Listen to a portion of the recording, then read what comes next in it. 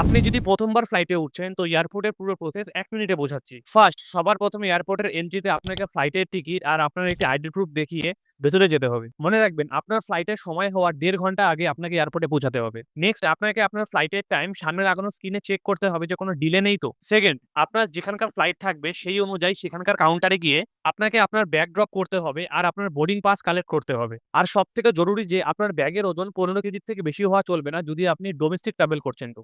Domestic travel বলতে দেশের মধ্যে। এরপর আপনাকে যেতে হবে সিকিউরিটির কাছে। যেখানে এই বাক্সের মধ্যে আপনাকে আপনার ইলেকট্রনিক্স থেকে বেল্ট সবকিছু রাখতে হবে চেকিং এর জন্য। অ্যান্ড স্ক্যানিং এর পর আবার সব জিনিস আপনাকে আপনার ব্যাগের মধ্যে নিয়ে নিতে হবে। এখন আপনার বাকি আছে লাস্ট কাজ ফ্লাইটে গিয়ে বসা। তো বোর্ডিং পাসের মধ্যে যেই গেট নাম্বার থাকবে সেই গেট দিয়ে আপনাকে প্লেনের ভেতরে যেতে হবে। একদম সঠিক টাইমে এসে আপনি আপনার সিট নিয়ে নেবেন। আর এরপর প্লেন ওড়ার আগে ভগবানকে রাখবেন আর আরাম করে ঘুমিয়ে পড়বেন। আর বাকি কিছু এয়ারলাইনে ফ্রিতে খাওয়াও পাওয়া যায়। আর তারপর আপনি যখন আপনার গন্তব্যে পৌঁছাবেন, তখন প্লেন থেকে বেরিয়ে ওখানে কনভেয়র বেল্ট থেকে আপনার ব্যাগগুলি পিক করে নেবেন। এই সবকিছু সঠিকভাবে করলে কংগ্রাচুলেশন আপনার যাত্রা সফল হয়েছে। তো কমেন্ট করবেন এরপর আপনি কার সাথে ঘুরতে যাচ্ছেন আর আমার চ্যানেলটিকে ফলো করবেন।